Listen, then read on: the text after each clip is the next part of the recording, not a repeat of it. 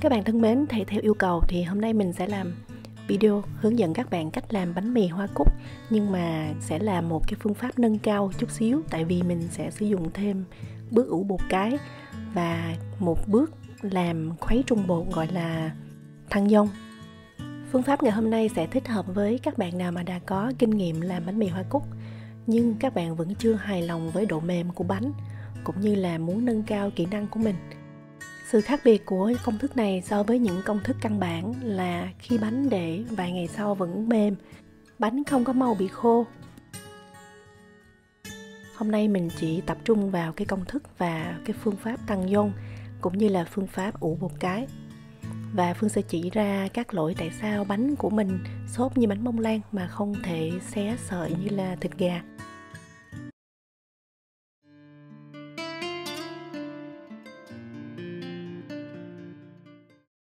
Để làm được công thức ngày hôm nay thì Phương đưa ra 3 cái điều kiện các bạn nên có. Cái thứ nhất là bột mì độ đạm phải trên 13%. Các bạn đọc trên bao bì có nghĩa là 13 gram trên 100 gram bột mì.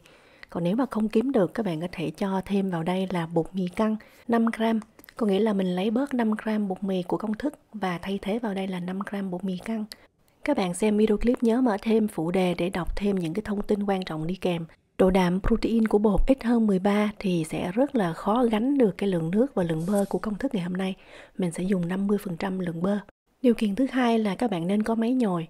Vì công thức có lượng bơ rất là cao cho nên là sẽ rất là nhớp nháp, rất là khó nhồi tay.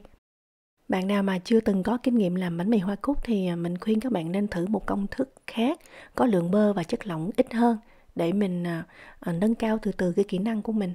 Đây là các bước thực hiện bánh mì hoa cúc. Trước tiên vào công thức, Phương sẽ giải thích về cái công thức bánh mì hoa cúc căn bản. Bình thường thì những người làm bánh sẽ đi một cái lượng chất lỏng hydration là 65%.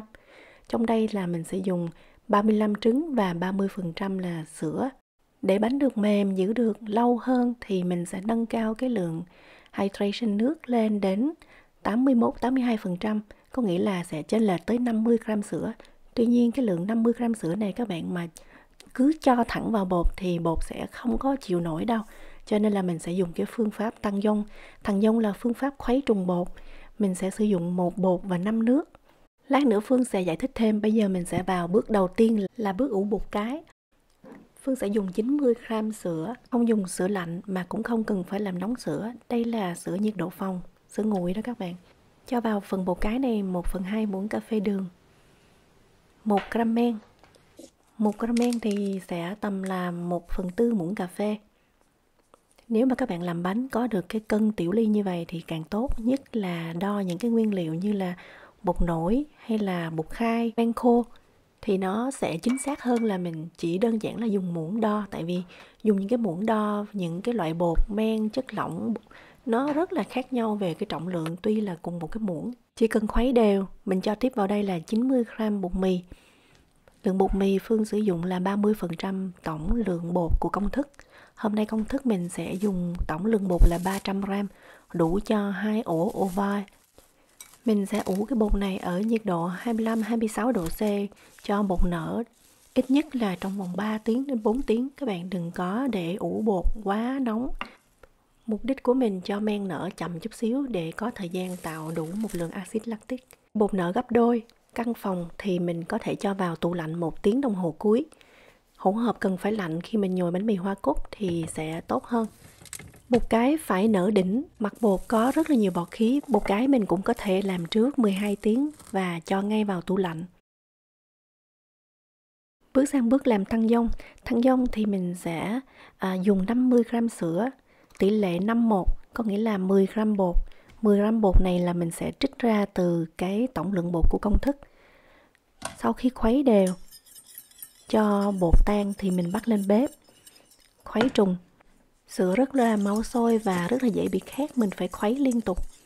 Sau khi mà mình thấy hỗn hợp sệt dần thì mình bắt khỏi bếp và tiếp tục khuấy cho hỗn hợp bột đạt một cái độ dẻo mịn. Bước này mình sẽ có thể làm trước chung với lại bước làm bột cái và để vào tủ lạnh. Hỗn hợp này cần phải được lạnh ít nhất là 4 tiếng đồng hồ trước khi các bạn sử dụng. Phương thì thường làm cả hai bước bột cái và thăng dong đêm ngày hôm trước. Sáng hôm sau mình lấy ra mình làm cái hỗn hợp bột chính. Trong khung mô tả Phương sẽ để đường link cho các bạn bấm vào xem chi tiết công thức các nguyên liệu.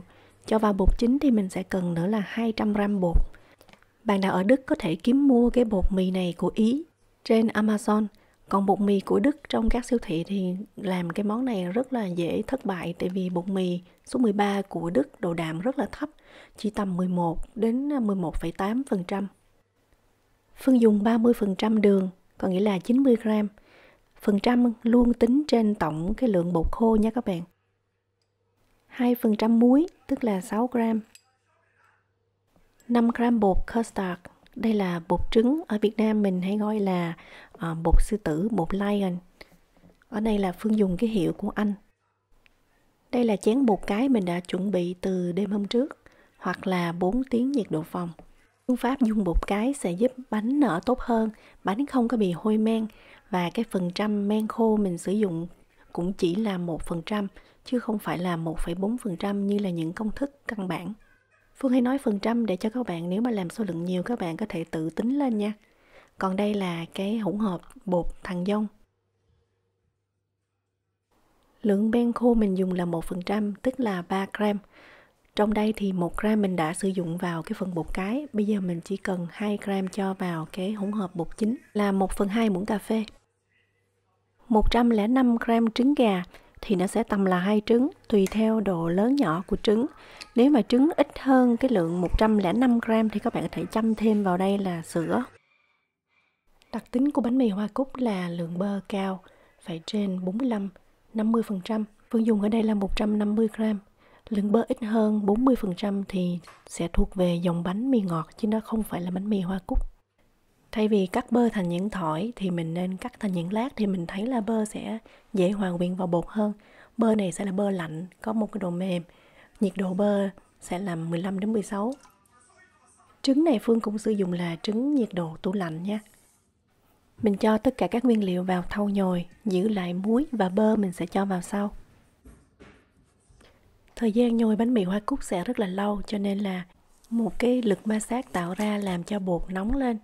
Từ đầu mình dùng các nguyên liệu lạnh để giúp cho khói bột của mình không có bị nóng và bột bị tách bơ. Mở máy và mình đi từ tốc độ chậm đến tốc độ trung bình. Thí dụ như máy Phương có 10 số thì tốc độ trung bình cho phép để nhồi bột chỉ tầm là 4 đến 5. Sau 2 phút hỗn hợp hòa quyện thì mình mới cho muối. Máy của mình sử dụng đa số là máy dùng trong gia đình, cho nên là cái thời gian nhồi của máy không nên quá lâu hơn 7 đến 8 phút. Mình phải có những cái hiệp nghỉ tầm 4 đến 5 phút giữa các hiệp nhồi. Và những hiệp nghỉ này nếu được thì các bạn cho khối bột vào trong tủ lạnh, nhất là những bạn sống ở nơi có khí hậu nóng mùa hè. Nhiệt độ của khối bột thì mình phải nên giữ không để nóng hơn 24 độ C. Nói chung là càng lạnh thì càng tốt. Các bạn có thể đút nguyên một cái thố bột này vào tủ lạnh để cho bột nghỉ trong vòng 1 tiếng đồng hồ cũng được. Đây là phương pháp gọi là autolysis, giúp cho màng gluten tự tăng cường độ dẻo dai và tạo hương vị cho bánh. Vì mình tránh tối đa được cái sự oxy hóa của bột trong quá trình nhồi. Nếu các bạn quyết định dùng cái phương pháp autolysis thì mình phải cho muối vào sau cái quá trình này nha. Hồi nãy Phương nói điều kiện làm món bánh công thức này thì nên dùng máy nhồi. Tuy nhiên nếu bạn nào không có, các bạn muốn nhồi tay thì nhất định mình phải dùng phương pháp autolysis. Cần có nhiều thời gian nghỉ hơn giữa các hiệp nhồi. Và cái khả năng mà mình nhồi bị tách bơ cũng hơi cao, tại vì nếu mà mùa hè tay của mình là cái nhiệt độ cơ thể 37 độ C thì rất là dễ làm cho khối bột bị nóng so với cái việc dùng máy nhồi. Kỹ thuật nhồi tay bánh mì sẽ là động tác niết bột dài ra, gấp lại giống như là mình giặt đồ vậy đó các bạn. Tuy nhiên cái kỹ thuật nhồi tay này không có áp dụng cho bánh bao nha. Bánh bao các bạn nhồi kiểu này là bột nó sẽ chai ngắt luôn. Bánh bao thì không cần thiết mình tạo độ dai hoặc là sợi gluten khỏe mạnh như là trong bánh mì. Có dịp Phương sẽ làm một cái video hướng dẫn riêng trong việc nhồi tay. Quay lại với khối bột của mình trong nhồi máy. Mình sẽ tiếp tục nhồi đến khi nào mà bột quấn quanh trục và cái thau bột nó tương đối sạch như vậy. thì mình mới có thể tiếp tục cho bơ.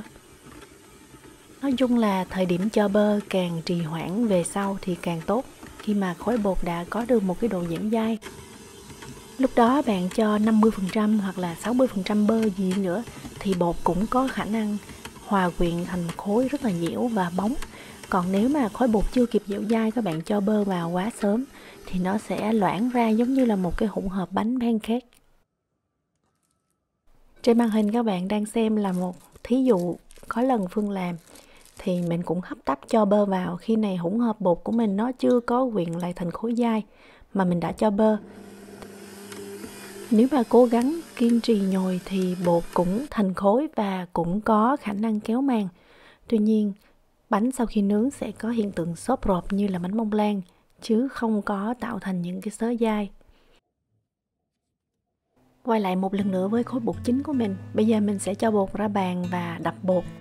Đối với tính năng máy nhồi của Phương và khí hậu bên mình thì thời gian nhồi máy trước khi mình cho bơ là 40 phút. Sau khi cho bơ là mình nhồi thêm tầm 20 phút nữa, không tính thời gian nghỉ giữa các hiệp nhồi. Khối bột được nhồi chuẩn thì nó sẽ rất là dai và dẻo. Sau khi cho bơ thì mình nên cẩn thận với cái tốc độ nhồi. Thí dụ như máy 10 số tốc độ nhồi khi chưa cho bơ là 5, thì tốc độ nhồi sau khi cho bơ chỉ ở mức số 4 thôi. Tại vì khả năng lúc này các bạn nhồi mạnh quá hoặc là bạo lực quá thì mạng lưới gluten lại bị đứt trở ra. Nhiệt độ khối bột của Phương nhồi xong là tầm 22 độ là chuẩn, không quá cao và không bị tách bơ. Bột kéo màng mỏng, rất là mềm mại. Bước sang công đoạn này thì thực ra là có rất là nhiều cái cách để các bạn ủ bột. Nếu mà các bạn ở xứ lạnh mùa đông như Phương hiện giờ ở ngoài trời đang tuyết rơi thì mình có thể trong nhà nhiệt độ là tầm 20 độ C, mình có thể chia thành những cái phần bột nhỏ. 2 ổ sẽ chia thành 6 viên bột để mình thắt bính. Mỗi ổ sẽ có 3 viên. Mỗi viên là sẽ trung bình là 120 đến 130 gram.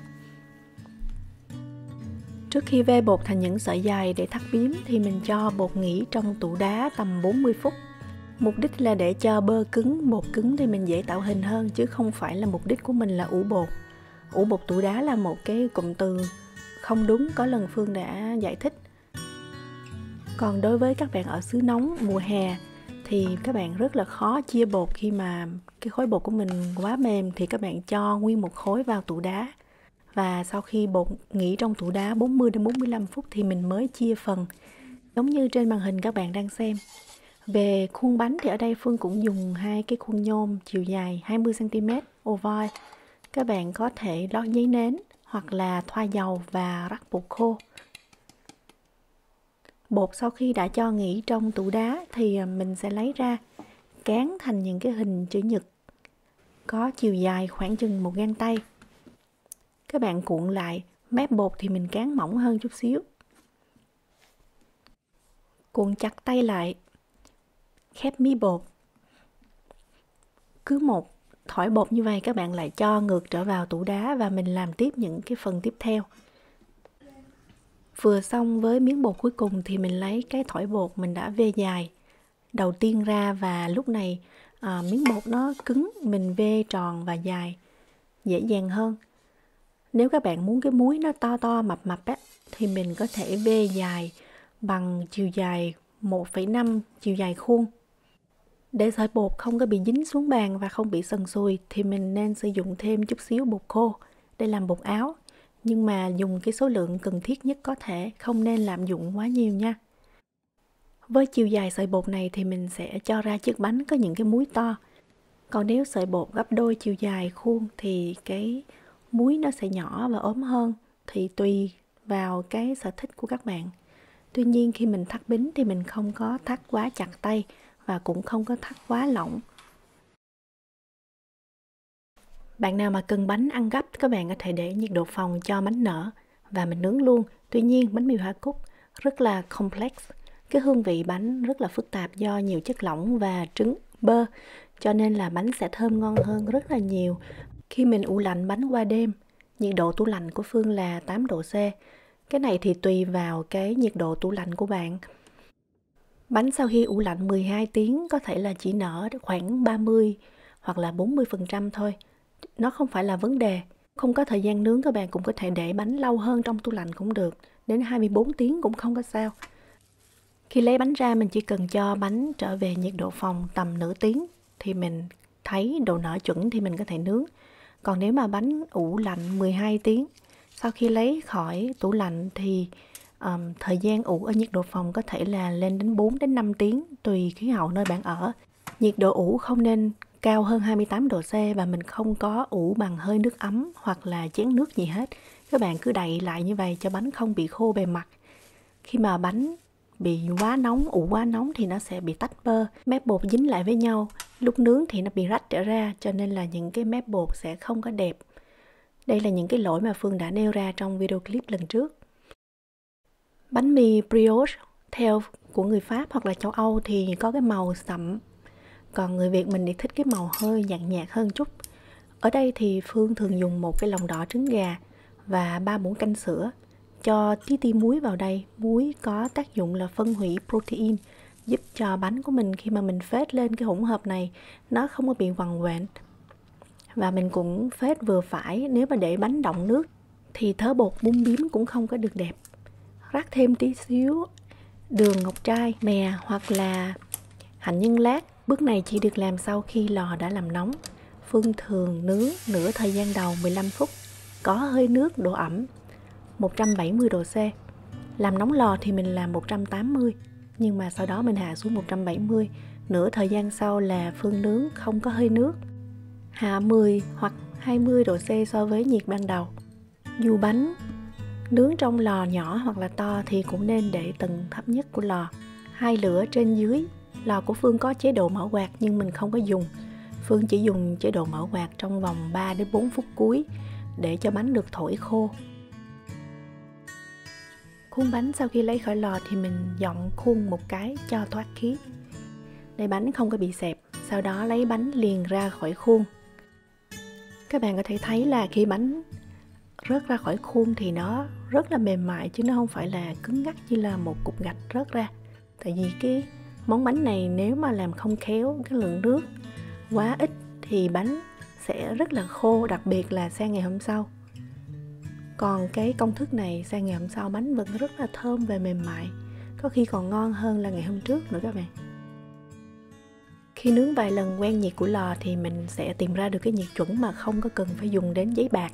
Giấy bạc là một cái phương pháp và nó là cấp cứu khi nào mà mình thấy bánh bị quá lửa thì mình đậy lại thôi. Chứ cái phương pháp đậy giấy bạc có thể làm cho cái bím của mình nở nó hơi bị nhăn nhăn chút xíu. Tuần trước Phương đã có video clip chỉ cho các bạn xem các lỗi tại sao bánh nở không tách bím. Với phương pháp này mình chỉ dùng có 3 gram men cho 300 gram bột. Các bạn thấy rất là ít so với một số công thức khác mà bánh vẫn nở bung lụa luôn. Phương hy vọng các bạn thích công thức ngày hôm nay. Nếu có thử nghiệm xin cho Phương phản hồi. Phương cảm ơn các bạn đã theo dõi. Hẹn gặp lại các bạn trong video clip tuần sau.